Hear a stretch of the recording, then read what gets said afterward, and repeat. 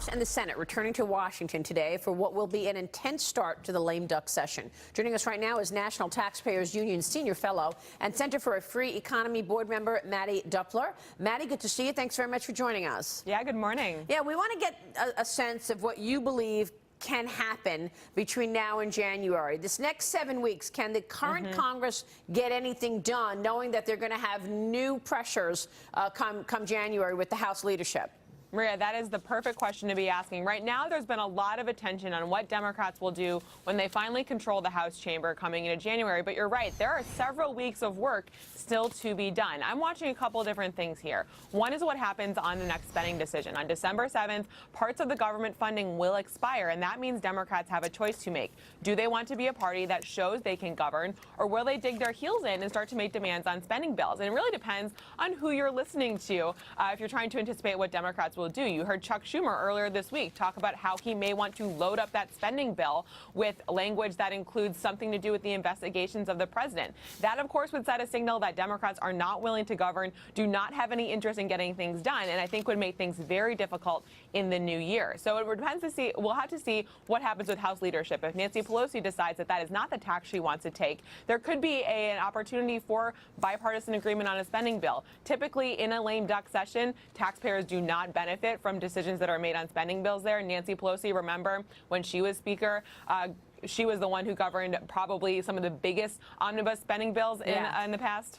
Yeah, exactly. And we had the Majority Leader, Kevin McCarthy, on this weekend, and he said that there are two appropriations bills that they're going to get to. Of course, one of the big issues at stake is the Republican Tax Cut Plan 2.0. McCarthy joined me on Sunday Morning Futures, along with Democratic Representative David Cicilline, who wants to have the number 4 spot in Democratic leadership in the new Congress. They have both different views on what they're expecting to happen. Watch this.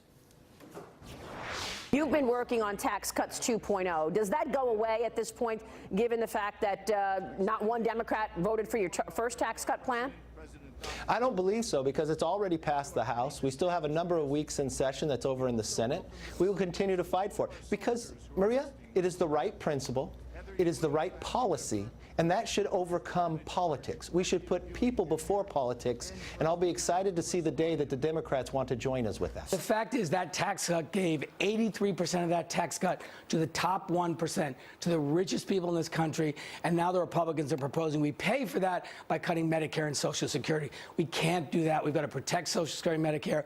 We need a tax cut for middle-class families, not 83% of it going to the top 1% richest people in this country and the most powerful corporations. Well, I've got to push back on that, because 80% of the tax cut plan did not go to the top 1%. As you know, Congressman, the tax cut plan lowered all income levels, and they doubled the standard deduction. So Maria, that's just not true. No, it is true. Maria, that's just not true. Maybe you get there because the corporate rate was cut. Are you saying you want to have That's the corporate? Right. That's right. So you want the corporate rate at 35%? Well, so you acknowledge it's right that 83% does go to the top 1%.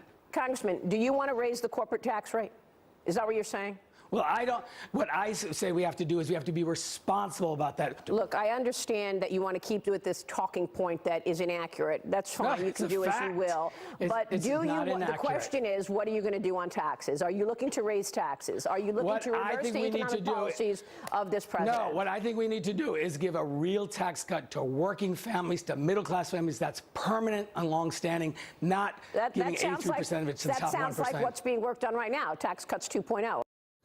And, of course, we know the facts on taxes, Mattie. Ms. Rochelle, you're here. You responded and reacted to that interview. You and I were emailing each other. Give us the facts on who pays the taxes. I also screamed at the television set on Sunday, just to be clear.